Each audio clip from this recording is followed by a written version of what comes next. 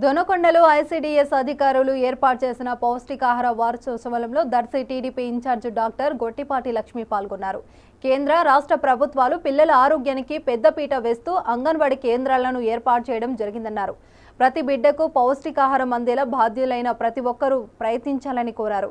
ఈ కార్యక్రమంలో ఐసీడీఎస్ అధికారులు, సిబ్బంది, అంగన్వాడీ కార్యకర్తలు పాల్గొన్నారు. అంగన్వాడీ సెంటర్స్ ఎప్పుడు ఓపెన్ గా ఉండి ప్రైమరీ ఎడ్యుకేషన్ అందివ్వాలి.